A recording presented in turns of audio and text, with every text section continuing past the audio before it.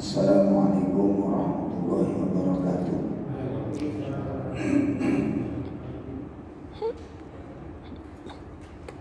Alhamdulillahi rabbil alamin, alladzi khalaqal mauta wal hayata liyabluwakum ayyukum ahsanu amala. Asyhadu an la ilaha illallah wahdahu la syarika lah, wa asyhadu anna Muhammadan abduhu wa rasuluh. Ya ayyuhalladzina amanu taqullaha haqqa tuqatih wa la tamutunna illa wa antum muslimun. Ya ayyuhalladzina amanu taqullaha wa qulu qawlan sadida yuslih lakum a'malakum wa yaghfir lakum dhunubakum wa man yuti'illaha wa rasulahu faqad faza fawzan 'azima.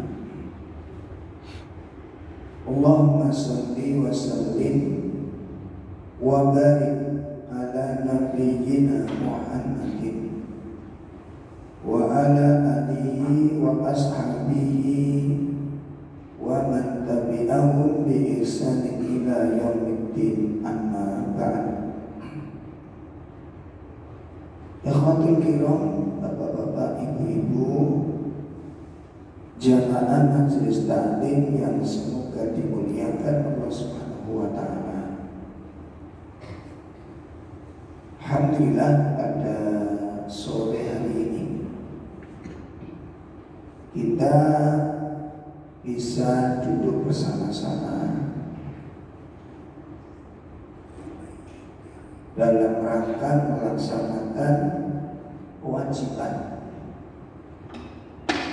sekaligus usaha untuk tarbiyatun nafs, untuk belajar mendidik diri sendiri, untuk memperbaiki diri,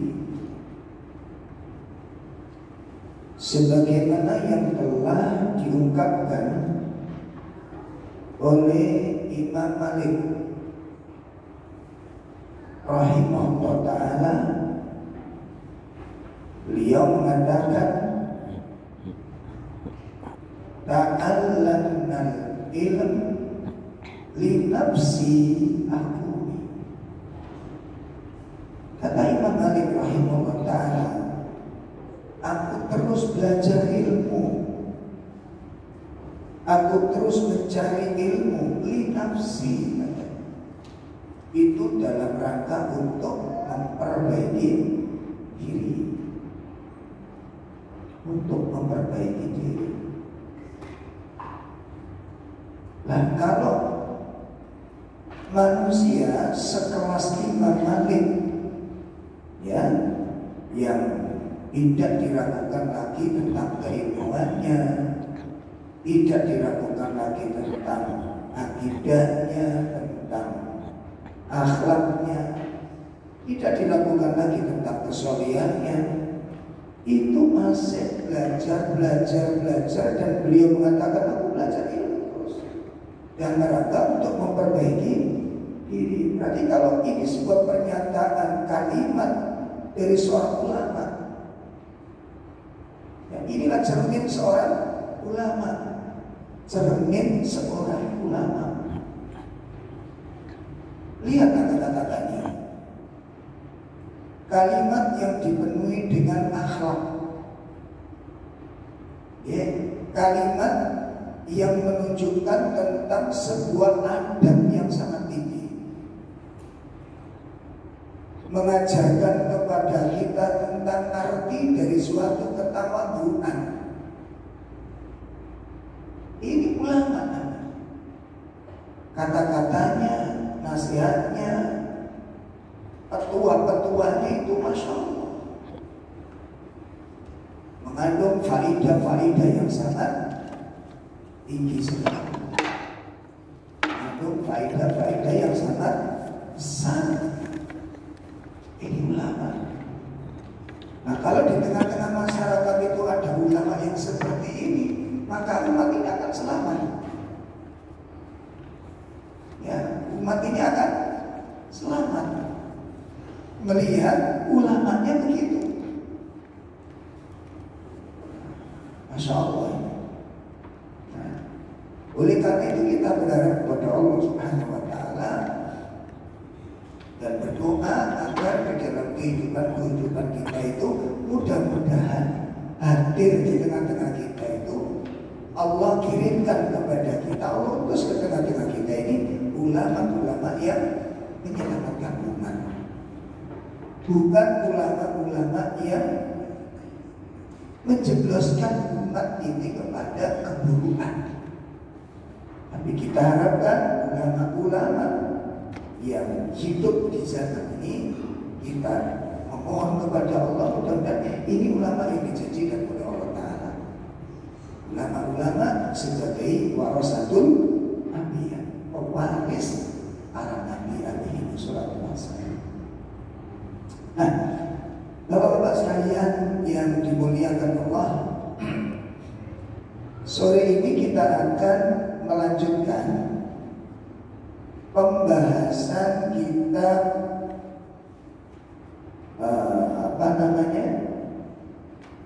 Tazkiratus Sami tentang kemuliaan ilmu, adab-adab thalabul ilmu, sosok ulama, supaya kita punya pegangan dalam kehidupan ini. Melanjutkan pada halaman 15 ya, halaman 15.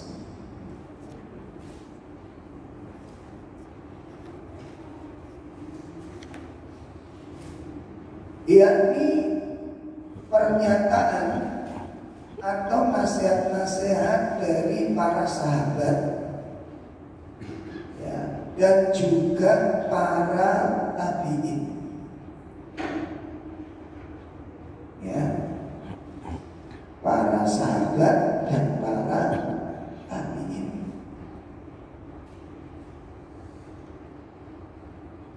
Pertama kita lihat asar yang pertama,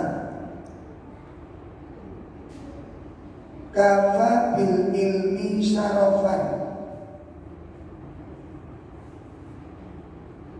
an yadda'iyahu man la yuhsinuhu wa yafraha idza nusiba ilaihi wa kafa bil jahli damman an yatabarra'a minhu man huwa fihi. Ya, pada halaman 15 asar yang pertama dari sahabat Ali radhiyallahu anhu, dia berkata, kafa bil ilmi syarafan, cukuplah ilmu itu sebagai bentuk kemuliaan. Ulangi, kafa bil ilmi syarafan, cukuplah ilmu itu sebagai bentuk kemuliaan. Ya. An yadda'iyahu man la yuhsinuhu, di mana siapa yang tidak menguasainya,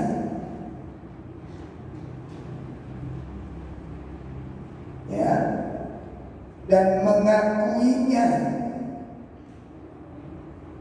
Siapa yang tidak menguasainya lalu dia mengakuinya, wa yafraha idza nusiba ilaihi, dan berbahagia manakala ia dinisbatkan kepadanya. Ya Allah, cukuplah ilmu sebagai kemuliaan di mana siapa yang tidak menguasainya mengakuinya dan berbahagia manakala ia dinisbatkan kepadanya. Wa kafa bil jahli, dan cukuplah bentuk dari suatu kebodohan. Lagi cukup bentuk dari suatu kebodohan. Zaman sebagai celaan. Zaman sebagai celaan. An yatabarra'a minhu man huwa fi, di mana orang yang bodoh berlepas diri darinya. Insyaallah cukup ilmu itu sebagai kemuliaan dan cukup kebodohan itu sebagai celaan. Maka di sini jamaah perkataan sahabat Ali ini sangat dalam sekali. Ini sejalan dengan apa yang disampaikan oleh sahabat Abdullah bin Mas'ud. Apa kata sahabat Abdullah bin Mas'ud? Kafa bi khasyatillahi ilman. Kata sahabat Abdullah bin Mas'ud, cukuplah rasa takut kepada Allah itu bentuk daripada suatu ilmu. Kata sahabat Abdullah bin Mas'ud, cukuplah dengan rasa takut kepada Allah itu bentuk daripada suatu ilmu. Artinya apa di sini Pak? Artinya ilmu yang bermanfaat itu kalau teresap ke dalam hati seseorang. Saya ulangi, ilmu yang bermanfaat itu kalau teresap ke hatinya seseorang itu akan melahirkan sifat khasyah. Melahirkan sifat apa? Khasyah. Khasyah itu rasa takut kepada Allah. Itu akan muncul di hati orang itu. Jadi orang itu begini Gusti Allah punya rasa takut kepada Allah. Nah, dengan rasa takut itu, tadi kan, dengan rasa takut itu muncul lahir dua kekuatan. Ini indahnya rasa takut kepada Allah. Jadi unik Pak ya. Kalau makhluk takut dengan makhluk, saya ulangi, kalau makhluk takut dengan makhluk, kepingin ketemu atau kepingin tidak ketemu? Hah? Makhluk takut dengan makhluk, ingin ketemu atau ingin apa namanya ini? Meninggalkan. Ingin tidak ketemu, ingin dekat tapi ingin jauh. Ingin jauh itu kalau makhluk takut dengan makhluk, apapun itu bentuknya. Manusia takut dengan manusia, dia nggak ingin ketemu dengan orang yang ditakuti. Dia nggak aman. Ya, seperti mantu takut dengan mertua, ya, atau suami takut dengan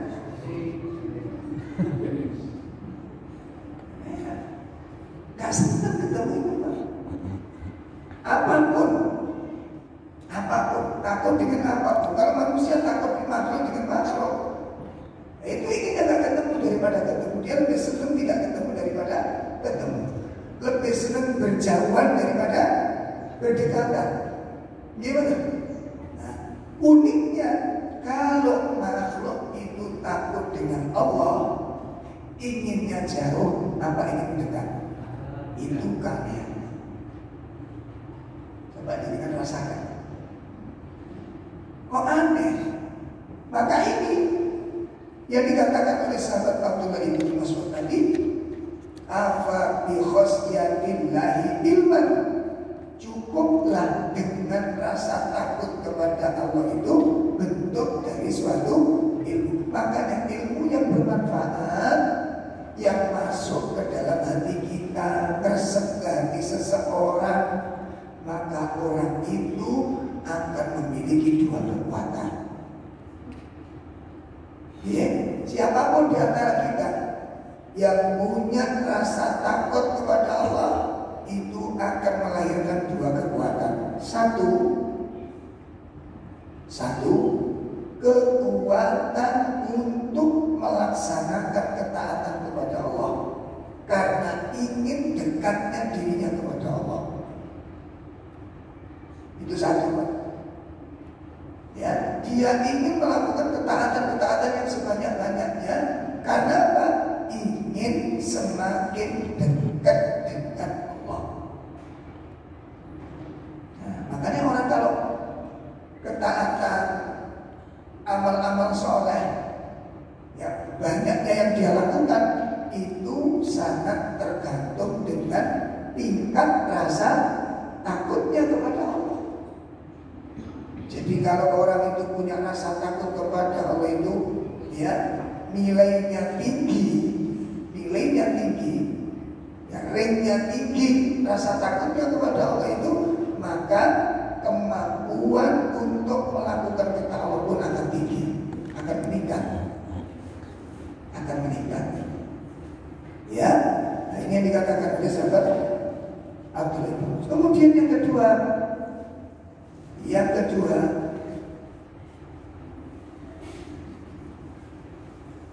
rasa takut kepada Allah itu akan melahirkan kekuatan seseorang akan menjauhi perkara-perkara yang dilarang oleh Allah Subhanahu wa Ta'ala. Ya, akan melahirkan kekuatan seseorang akan menjauhi perkara-perkara yang dilarang oleh Allah Subhanahu wa Ta'ala. Jadi kemampuan seseorang di dalam menjauhi larangan itu sangat terkait dengan rasa takutnya kepada Allah. Jadi nanti kalau ada orang itu semakin kuat rasa takutnya kepada Allah, maka kemampuan untuk menjauhkan diri, menjauhi larangan itu juga akan kuat. Baik, nah, mari kita lanjutkan. Itu tadi asar dari sahabat Ali radhiyallahu anhu. Jadi ilmu akan melahirkan kemuliaan, kebodohan akan melahirkan celaan. Oh, ini pertama. Yang kedua,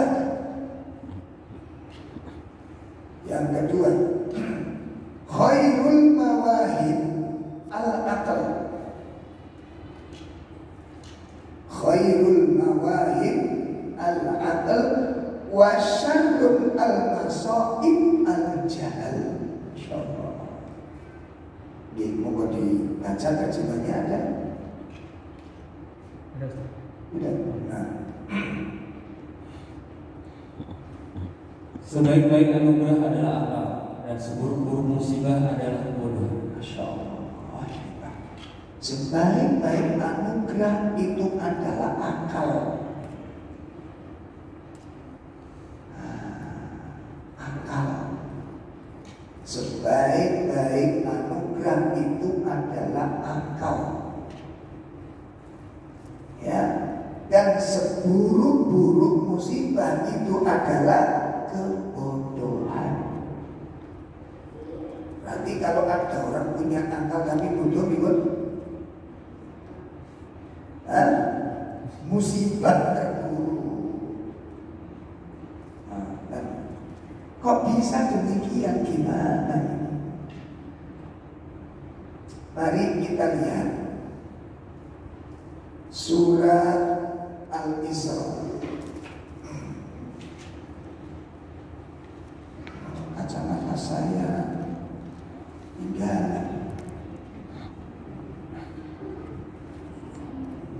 Kita buka surat Al-Isra ayat 70. Surat berapa?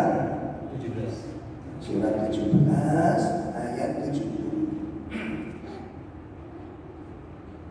A'udzu billahi minasy syaithanir rajim.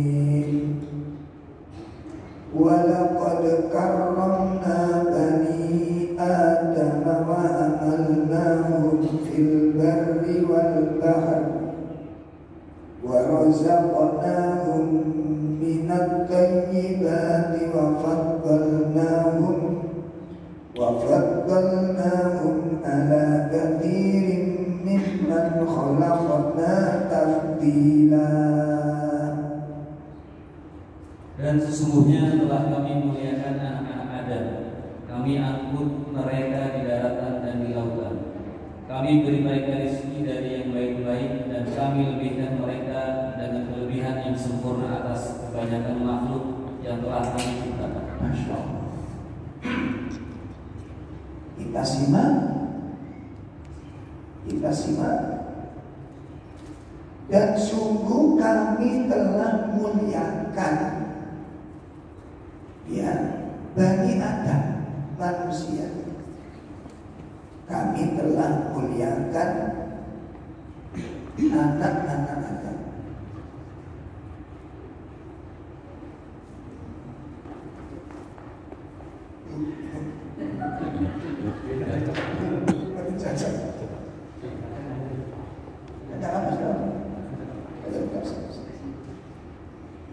Ya, kita simak.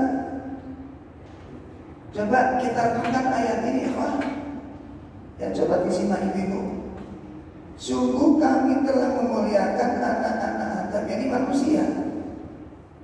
Allah muliakan manusia, dan kami angkut manusia itu baik di darat maupun di lautan. Artinya apa? Manusia itu kami tempatkan, kami utus. Eksperimen semua. Nah, ini kan cocok.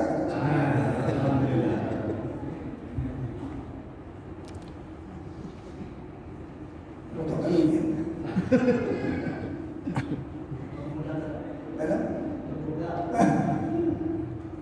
Sabun. Dan sungguh kami telah muliakan anak-anak Adam, dan apa? Kami angkut mereka. Artinya kami angkut itu kami tempatkan, ya, anak Adam itu baik di daratan maupun di lautan untuk mengatur. Untuk apa? Mengatur. Lalu warazaqnahum minat thayyibat. Kita simak lagi. Ya, kita simak lagi. Dan kami berikan rezeki kepada manusia itu sebaik-baik rezeki. Jadi manusia itu dikasih rezeki yang paling baik di antara hamba yang lain, di antara makhluk-makhluk yang lain. Coba tuh renungkan ini, kita renungkan betul ini, Pak. Ya, kita simak ini. Kita simak ini. Allah muliakan manusia, lalu ditempatkan oleh Allah di darat maupun di lautan, dan diberikan rezeki dari yang baik-baik. Setelah itu apa? Selesai, bukan cukup, dilanjutkan lagi.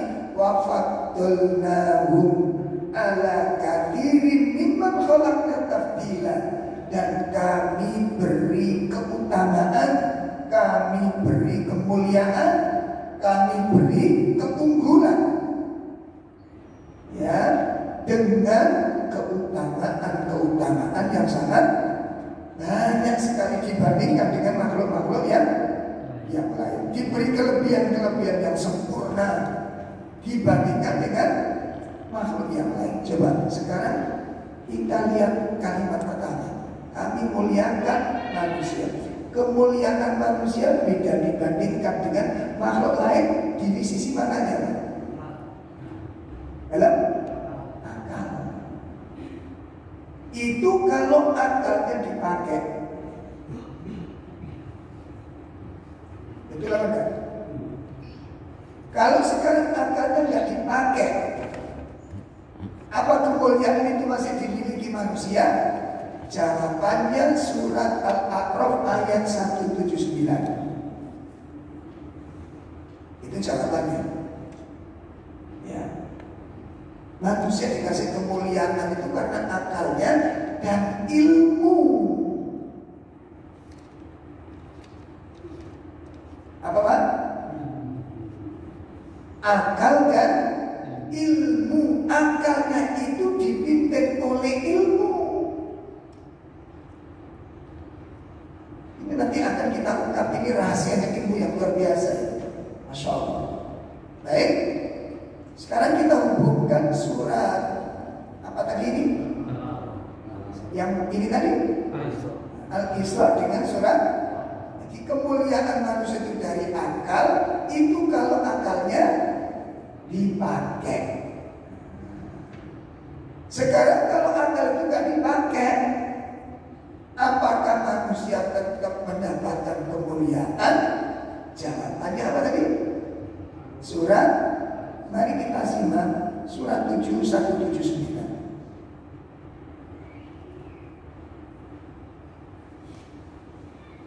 A'udzu billahi minasy syaithanir rajim. Wa laqad darabna li jahannama katsiran minal jinni wal ins. Ya. Lahum qulubun la yafqahuna biha wa lahum a'yunun la yubsiruna biha wa lahum adhanun la yasma'una biha ulaika kal an'ami bal hum adall ulaika humul ghafilun. Dan sesungguhnya kami jadikan untuk isi neraka jahanam kebanyakan dari jin dan manusia. Mereka mempunyai hati menggunakannya untuk memahami ayat dan mereka mempunyai mata tetapi tidak dipergunakannya untuk melihat tanda-tanda kuasa Allah. Dan mereka mempunyai telinga tetapi tidak dipergunakannya untuk mendengar ayat-ayat Allah. Mereka itu seperti binatang ternak, bahkan mereka lebih sesat lagi. Mereka itulah orang-orang yang lalai. Itu bisa bayangkan perbedaan yang sangat signifikan. Masya Allah. Ya. Perbedaan yang begitu jauh. Podo-podo menung sana, Pak. Podo-podo menung. Makanya kita lihat, apakah setiap anak Adam diberikan kemuliaan seperti itu? Coba dengan simak di surat Al-A'raf tadi ada 3 fasilitas yang disia-siakan oleh manusia. Perhatikan Pak, 3 fasilitas yang disia-siakan oleh manusia. Apa saja 3 fasilitas itu? 1, hati. 2, pendengaran. 3, Al-Quran itu berkali-kali banyak surat menjelaskan tentang 3 fasilitas ini. Ya. Di surat-surat yang lain itu disebutkan didahulukan pendengaran, penglihatan, hati. Pendengaran, penglihatan, hati. Itu selalu digandeng. Dan 3 sifat ini, 3 fasilitas ini yang selalu disebutkan oleh Allah dalam Al-Quran secara berurutan: pendengaran, penglihatan, hati. Pendengaran, penglihatan, hati. Kenapa? 3 fasilitas inilah yang akan mengangkat manusia menjadi manusia yang mulia, makhluk termulia, karena 3 fasilitas ini yang akan mampu menyerap ilmu.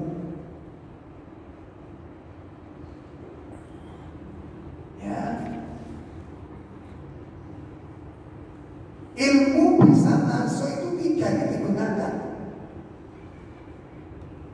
Mau mendengar, mau melihat, mau berpikir. Orang punya ilmu nanti. Orang punya pengetahuan nanti. Itu kemuliaannya yang kemudian disebutkan di dalam surat Al-Isra tadi. Akalnya dibimbing dengan ilmu. Nah, untuk mendapat ilmu itu 3 fasilitas ini digunakan.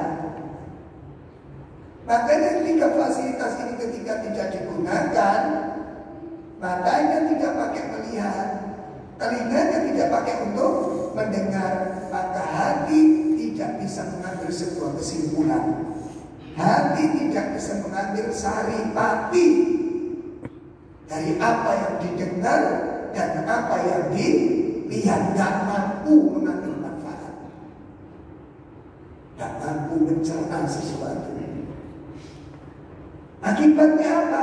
Menjadi makhluk yang hina, ya, seperti binatang ternak, bahkan apa? Lebih sesat lagi. Makanya kan gini Pak, kalau ada anjing, ya, anjing kencing sambil berdiri di pinggir tembok. Biasanya kan sunahnya begitu, miring didik. Anjing, dia tak ada sikit agak sih. Terus kalau saya dibayangkan teman-teman, itu kelakuan anjing. Gak butuh tempat yang aman, enggak, sanggon-gon, Nah saiki ono enggak wong menungso sing ngono. Mengikuti sunahnya dong. Astagfirullah. Tapi ya tolong sampean kok betul kok coba ngomong Pak. Cukup dengan lewat ya nang pas pipis pinggir apa? Jalan, gak kira-kira suasana kanan kiri didelok wong ora enak. Sampe coba keku. Astagfirullah. Pokoknya ini kita lihat. Ini kemuliaannya di sini. Nah, lalu dengan ilmu itu dia kelola kenikmatan ini. Kami berikan karunia, kelebihan yang sempurna dibandingkan makhluk-makhluk yang lain. Dengan ilmu dan akalnya, nikmat yang ada itu, ya, rezeki yang ada itu dikelola dengan akal dan ilmunya, sehingga satu nikmat itu bisa berkembang menjadi beberapa nikmat keadaannya. Itu karena ilmu dan karena akal. Mahal ini, makanya Islam salah satu 5 perkara terpenting yang dijaga oleh Islam, yang disebut dengan daruriyatul khams, 5 kebutuhan pokok yang dijaga oleh Islam. Salah satunya apa? Hifdzul akal, menjaga akal. Ojo dirusak akal ini, jangan dirusak. Ini karunia Allah terbesar yang kamu akan diakui sebagai manusia. Itu karena masih berakal. Ketika Anda duduk di depan rumah disapa sama tetangga, itu karena berakal. Coba kalau udah gila. Sampai dapat undangan apa kira-kira? Sampai tahu.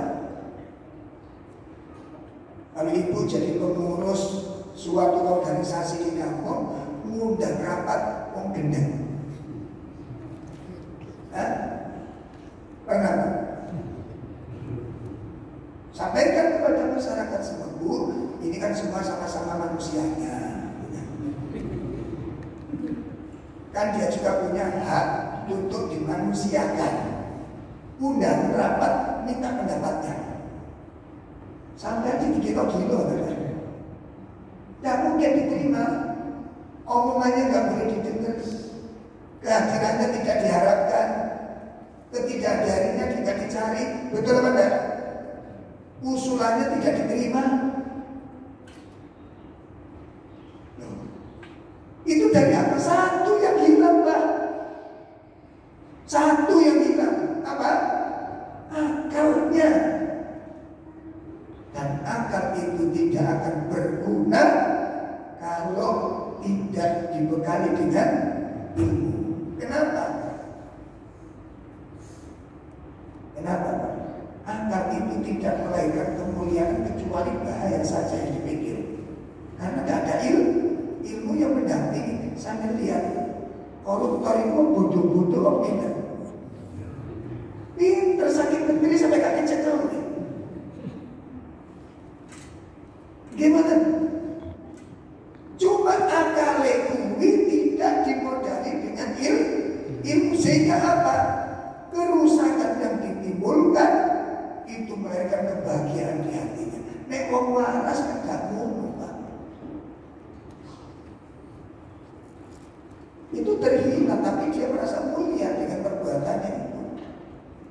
Menimbulkan kemudorotan, kerusakan yang begitu mengerikan. Kenapa demikian?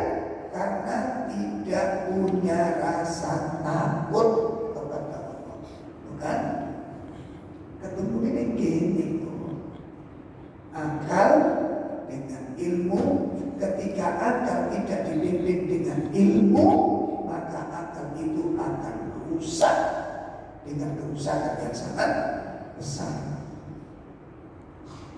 Tapi ketika akal itu dipimpin dengan ilmu, kemanfaatannya luar biasa. Dia kelola kehidupannya, dia kembangkan rezeki yang ada itu bisa berkembang karena akal dan ilmunya.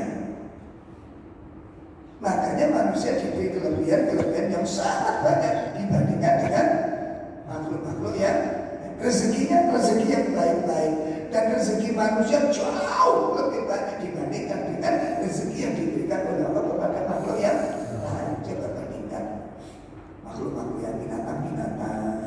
Jadi kan lihat kambing, kerbau, sapi dengan sejenisnya, ya, semadhab dengan itu. Makanannya rumput, ya, dan sejenis yang gak lebih dari itu sudah. Ya wis kuwi tiap hari, Pak. Uniknya apa? Mereka tidak pernah mengeluh. Ini mati, kenapa itu rezeki saya? Manusia kan tidak. Manusia itu jatahnya kambing jadi garam. Gitu? Kangkung, bayam, sawi. Itu rezeki dari kita, dari berupa sayur-mayuran, dari tanaman-tanaman seperti itu. Itu bisa dikelola dengan berbagai macam menu. Itu karena jangan punya akal dan karena punya ilmu. Kangkung itu kena dioseng-oseng, kena digo sayur asam, kena digo pecel. Ya orang. Nah, itu karena jangan punya akal, punya ilmu. Karena kambing, ya wis bentar, gak tahu jalur oseng-oseng. Buaya, menunya apa? Daging mentah, ya tiap hari aku bikin pentol. Buaya darat ini.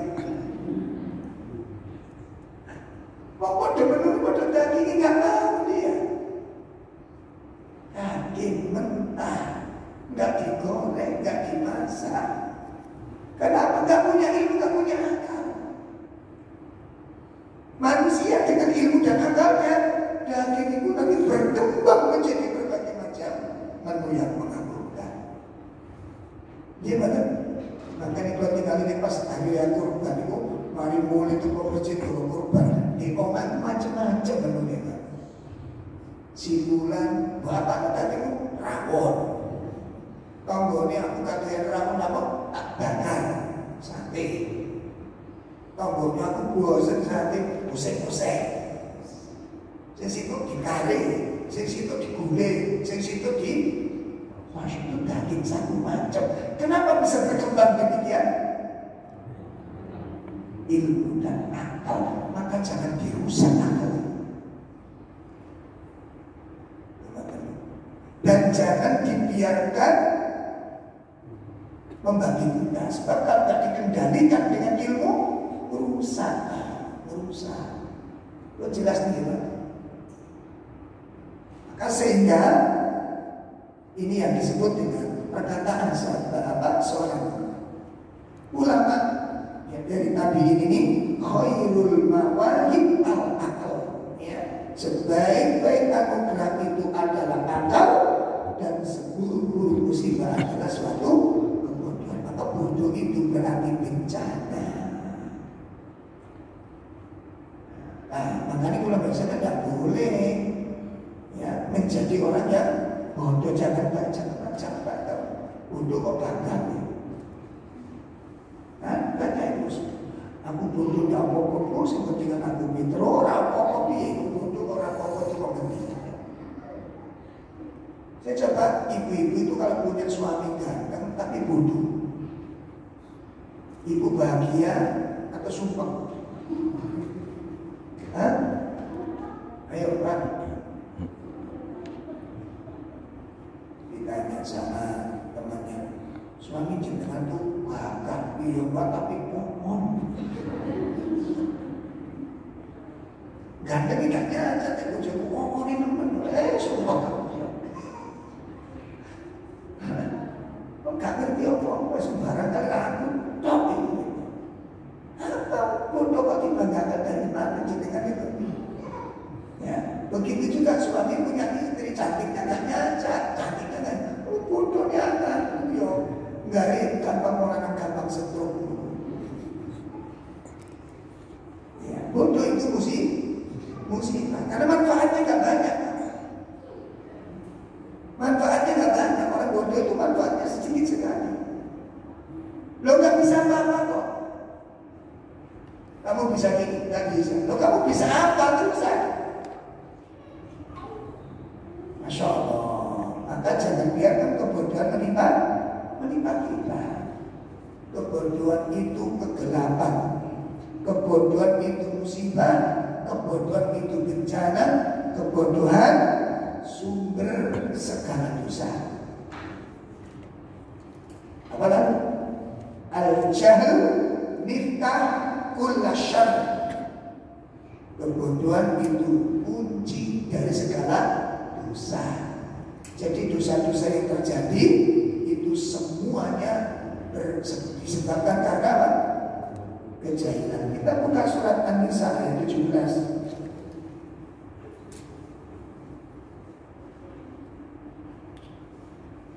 Surat An-Nisa ayat 17.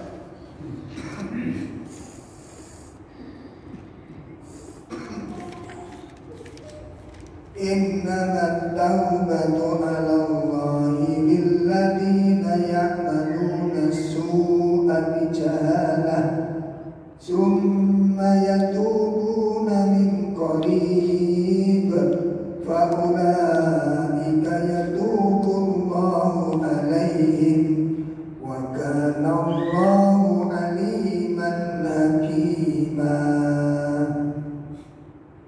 Sesungguhnya taubat di sisi Allah hanyalah taubat bagi orang-orang yang mengerjakan kejahatan lantaran kejahilan, yang kemudian mereka bertaubat dengan segera, maka mereka itulah yang menerima Allah taubatnya, dan Allah Maha Mengetahui lagi Maha Bijaksana. Ini yang kemudian disebutkan oleh Imam Abu Aliyah menafsirkan ayat ini. Apa kata Imam Abu Aliyah? Beliau mengatakan qala ashabun Nabi SAW, berkata para sahabat, kullu dzambin,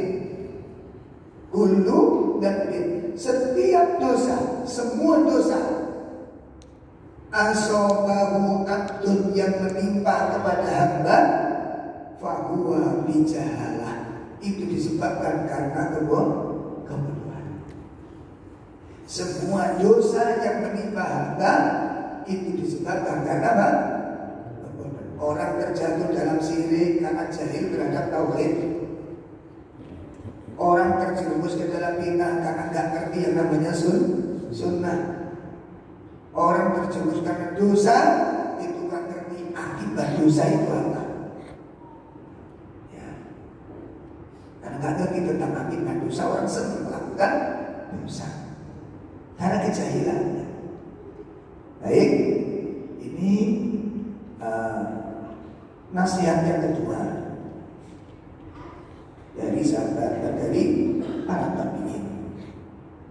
Kemudian berkata Imam Abu Muslim Al-Khawlani, nasihat yang ketiga, masih halaman yang sama.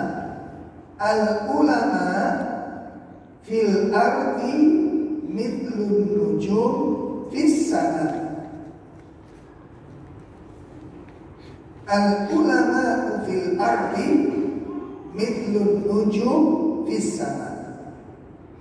Idza badat linnas ihtadau biha wa idza khafiyat alaihim tahayyaru. Iya, silakan. Para ulama di bumi adalah seperti bintang-bintang di langit. Manakala bintang-bintang nampak, mereka mengetahui arah karenanya. Manakala ia tak nampak, mereka kebingungan. Masya Allah. Kata Imam Abu Muslim Al-Khawlani, ya, ulama di bumi itu seperti apa? Bintang di langit. Ya.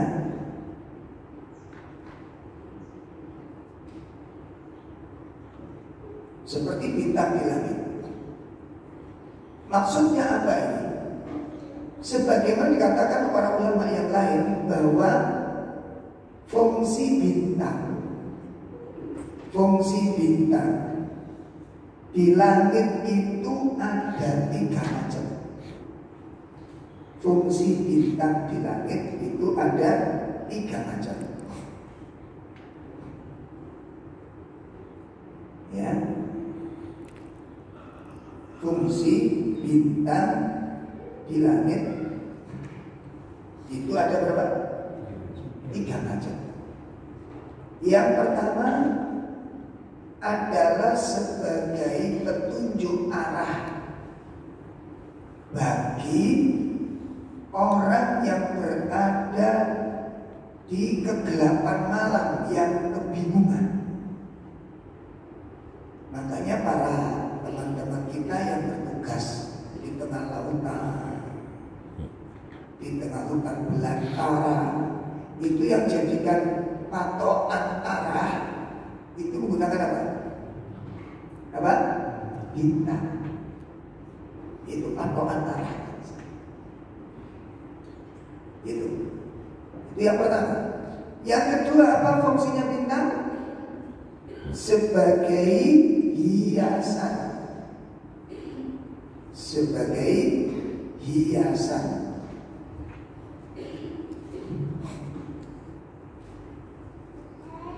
Ya, sebagai keindahan. Kemudian yang ketiga, sebagai pelontar syaitan. Sebagai pelontar syaitan. Itu fungsi bintang. 1, sebagai apa? Petunjuk arah. 2, hiasan. 3, perhatikan penjelasan ini. Umat itu bisa selamat, umat itu bisa menjadi makhluk yang menakjubkan ketika di tengah-tengahnya itu ada ulama yang benar. Karena ulama yang benar itu akan memberikan 3 fungsi. Yang pertama sebagai petunjuk arah. Artinya dia yang akan membimbing umat ketika mengalami kebingungan. Dengan apa? Dengan ilmunya. Seperti ketika ada seorang suami istri berantem harus bagaimana, tunjukkan ilmu Quran dibacakan kepadanya. Gini loh Quran membimbing rumah tangga kita itu.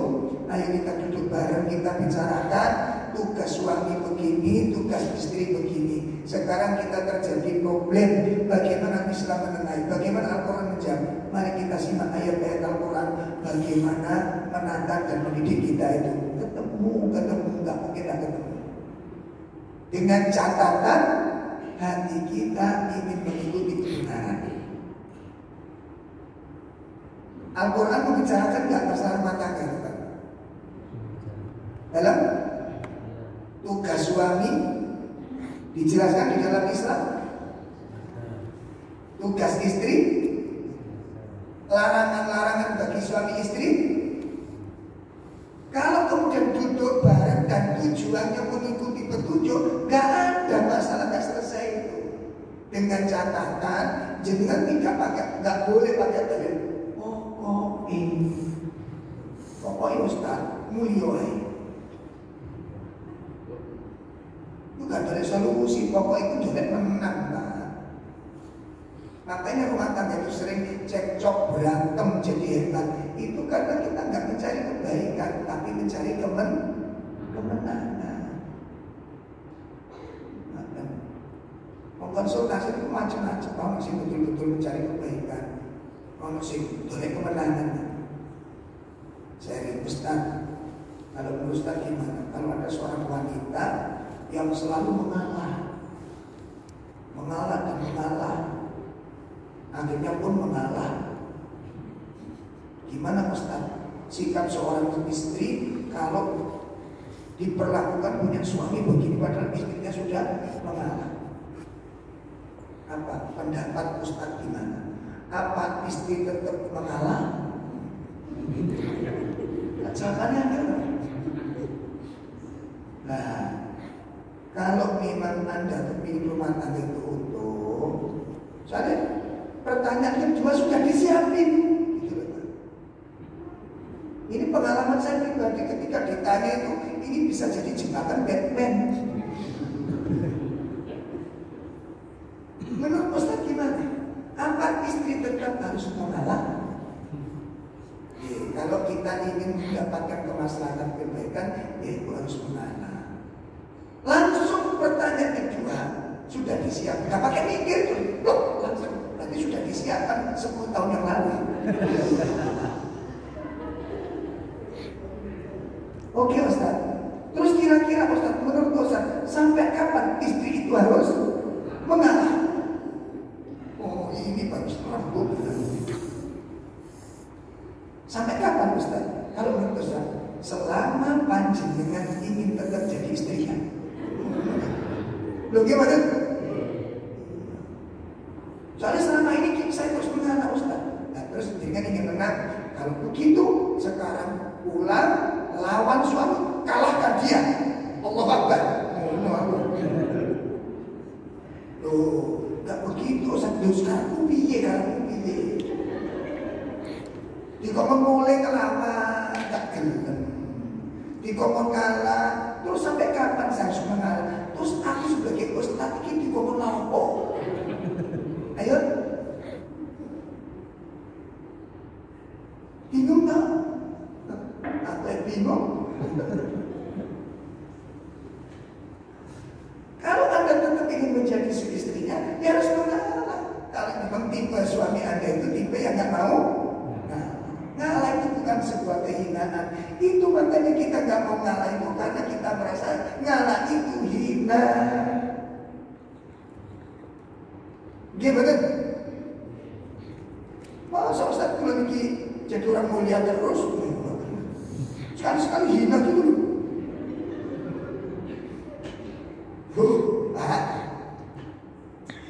Menawi panjenengan itu punya 2 anak yang sering berantem. Dilu berantem. Sing situ cengeng, sing situ buduhan. Satu bisa berantem. Terus adiknya itu suka ngalah dari kakaknya. Lek nurut jenengan, sing bener sing di.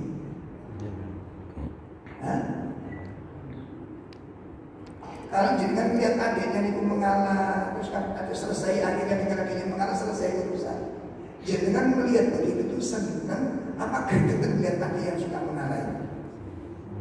Bu, si teman.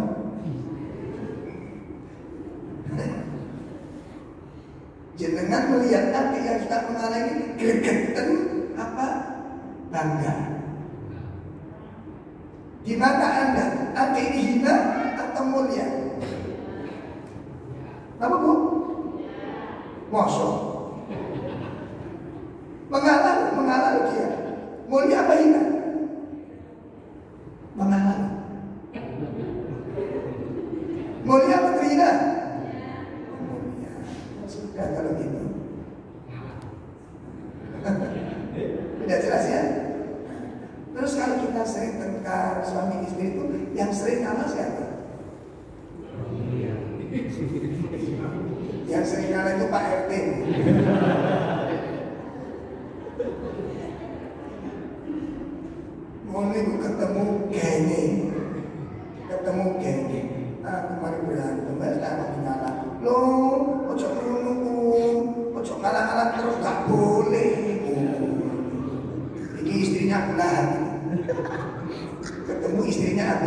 lah.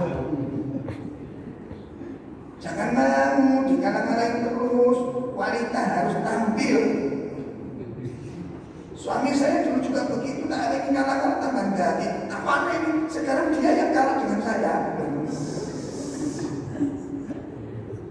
Rumah aku. Nek kepethuk makhluk sih koyo ini. Ojo didadekno kancamu rusak sampean. Paham? Nek kepethuk makhluk koyo ini ki segera selamatkan dia. Ojo didadekno teman akrab, jangan diambil nasihatnya itu meracuni rumah tangga panjenengan. Ya, mengalah itu bukan suatu memang kayak gak enak. Aku kok ngalah terus, kapan dia ngalah? Saya ini pertanyaan ngalah itu hina apa mulia? Nek menurut nek hina yo lamanan. Lu kecok kan lu beres. Apa dia? Kalau nasihat begitu tak kasih pilihan, dan jenengan karpe gimana? Ya maksud saya itu yang lanang pengertian, tak pasti itu kan rezeki sampai yang milih-milih sampai diri, ya jadi sampai dia contoh. Katanya dulu di kampus itu dia yang terbaik, iya dulu, sekarang sudah expired. Astagfirullah. Misteri rumah tangga. Kapan-kapan kita bahas ini.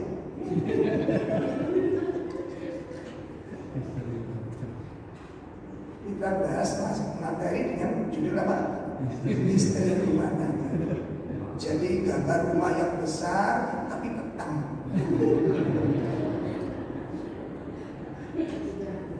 Dukure bikin mendung sing tebal iringan kuburan.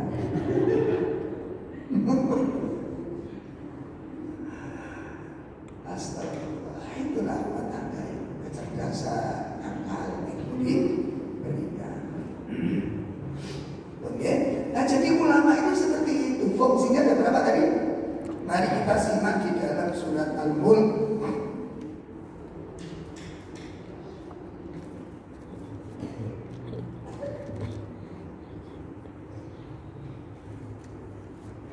Kita buka surat Al-Mulk. Surat berapa itu? 67 ayat 3 sampai ayat 5. Ayat 3 sampai ayat 5. A'udzu billahi minasy syaithanir rajim. Alladzi khalaqa sab'a samawatin tibaqa ma tara fi khalqir rahmani min tafawut warji'il basara hal tara min futur thumma arji'il basara karratayn yanqalib ilaikal basaru khasi'an wa huwa hasir wa laqad zayyana as-samaa'a ad-dunya bimasabiha wa ja'alnaha rujuman lisyayatin wa a'tadna lahum adabas sa'ir.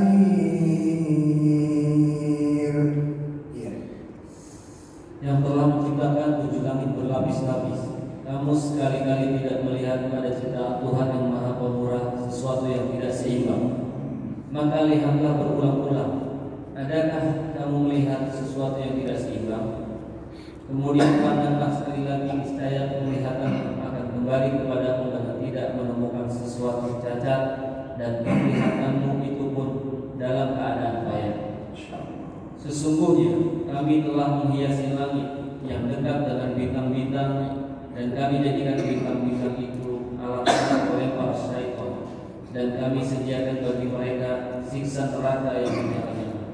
Jadi yang namanya ulama itu memberi bimbingan dengan ilmu dari ayat-ayat Al-Quran. Jadi nanti kalau ada masalah-masalah diambilkan ilmu dalam Al-Quran, disampaikan kepada suami, sampaikan pada istri, sampaikan pada orang tua, sampaikan pada anak. Begini loh menjalani hidup dan menangani masalah sesuai dengan petunjuk Al-Quran. Begitu itu ulama. Bukan orang punya masalah datang ke rumah orang pinter lalu suruh bawa fotonya. Cek gue kasus utangnya bujur ini. Ini bukan ulama. Ada gak seperti itu? Punya masalah dengan suaminya, suami saya itu suka mukul, suami saya itu suka gini begini. Nah, gue kaos utangi gue ini. Fotonya bawa ke sini bukan petunjuk. Apa itu petunjuk Al-Quran seperti ini? Ya. Apakah itu mengajarkan sebuah kesabaran kepada seorang istri? Harus begitu sampai auzubillah minasyaitonir rajim. Auzubillah minasyaitonir rajim. Ada seorang nenek-nenek yang baru hijrah dari Madura sana, menanyakan, Masya Allah, sampai saya itu langsung perut saya kan dirujak, Pak. Pertanyaan ini begini, Ustaz. Ada seorang istri karena ketidaktahuannya itu, karena petunjuk orang yang dianggap pintar tadi, ya, si suami itu pernah dikasih minum dicampuri dengan darah haidnya. Ini dukun itu gede. Sampai seperti itu, karena ingin menguasai seorang suami. Apa ini petunjuk? Apa ini pelajaran yang bisa diambil? Maka demikian ini bukan seorang ulama. Kayak apapun kalimatnya, karena nggak ada pelajaran untuk merubahkan. Mungkin suami begini, coba evaluasi karena sehingga perlu adanya perbaikan. Mungkin selama istri kurang baik cara mensikapi suami, dan begitu mestinya. Itu petunjuk Al-Quran. Itu fungsi ulama yang pertama, memberikan menjadi apa tadi? Petunjuk bagi orang yang mengalami kebingungan saat berada di dalam waktu yang gelap sekali. Dia tidak tahu arah harus bagaimana dia berbuat. Ulama tampil dengan ilmunya. Makanya tolong ibu-ibu, sekali lagi bapak-bapak, barangkali ada kasus, ada masalah, jangan sekali-kali memutuskan masalah di waktu seperti itu. Seringkali kita terjadi lihat berketemu udah cerai. Loh kok bisa? Apa sudah konsultasi? Apa cerai itu sudah final? Apa itu memang seperti itu atau memang gak bisa diperbaiki lagi?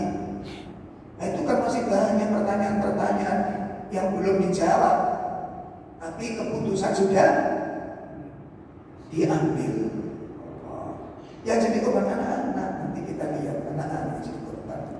Apa memang sudah final? Itu loh masalahnya. Apa memang sudah final? Adapun mengecewakan karena tidak sesuai dengan diharapkan, itu manusiawi. Makanya jangan dibiasakan membanding-bandingkan istri sendiri dengan istri orang lain. Sering studi banding lah. Ya, jangan sering-sering studi banding. Gak bagus. Makanya Al-Quran menggambarkan apa? Suami istri itu seperti apa? Ayo, masih ingat? Kadang rapi kan? Seperti pakaian kunna libasul lakum wa antum libasul lakum. Gitu loh. Istrimu itu seperti pakaian bagimu dan kamu seperti pakaian bagimu. Kenapa kok diistilahkan seperti ini? Karena masing-masing ini punya kekurangan. Masing-masing tidak sempurna. Ketidaksempurnaannya itu ujian bagi kita. kita, kekurangannya itu ujian bagi kita. Itu yang membuat kita kurang telaten, itu yang membuat kita kecewa. Apa? Kekurangannya. Sehingga kekurangannya itu tugasnya apa? Pasangannya untuk menutupi. Makanya fungsinya pakaian apa? Menutupi. Tutup pono kekurangan istrimu, tutup pono kekurangan suami. Dengan keberadaan itu, fungsimu itu di situ. Ojo malah diumbar kekurangan suami pada wanita-wanita lain. Bojoku ku gablek ya, nah kok iso sampe oleh gablek itu?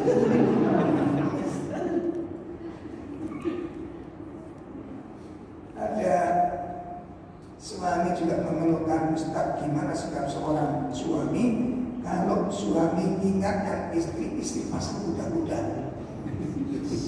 Katanya, sama dulu kenalnya di mana kok bisa dapat udah. Allah, kalau kita lihat problematika rumah tangga itu, makanya pembahasan rumah tangga itu selalu enak dibahas karena dia bagian. Iya, selalu enak. Saya kapan hari itu tablik akad di Malang membahas tentang bila pasangan tak seindah impian. Yang datang meludak di wajah-wajah penuh kekecewaan. Wajah-wajah yang penuh kekecewaan kelihatan dari raut wajahnya. Iya. Bila pasangan tidak sesuai impian, gak seindah yang diimpikan. Makanya sering ngelamun, jadi selalu gambar-gambar gitu, jadi biasa. Makanya saya pesan kepada anak-anak yang belum nikah itu, Mas, rumah tangga itu kan iso gambar-gambar, pun boleh ada di koyoke enak, koyok kan iso. Wujud itu makhluk hidup. Dia iya nek kayu, nonjol makhluk tas lebu. Ini kedalaman digaji, kayu. Ini melayu tapi digaji. Istri itu makhluk hidup, ada perasaan, ada kemauan, ada emosi, ada kelemahan. Pertanyaan itu melik. Ustaz, gimana kalau seorang suami sudah hilang kapasitasnya sebagai suami? Dia tidak bisa menjadi imam. Paling tidak itu kita berharap suami itu seperti Abu Hurairah. Ya Allah, puji Abu. Kayak Abu Hurairah. Apa itu kan Abu Hurairah? Abu Hurairah rumah. Nek jenengan menginginkan kesolan suami seperti Abu Hurairah. Satu, Abu Hurairah balik-balik pingsan. Kenapa? Kelaparan. Sampai dulu mati kelaparan. Kayak Abu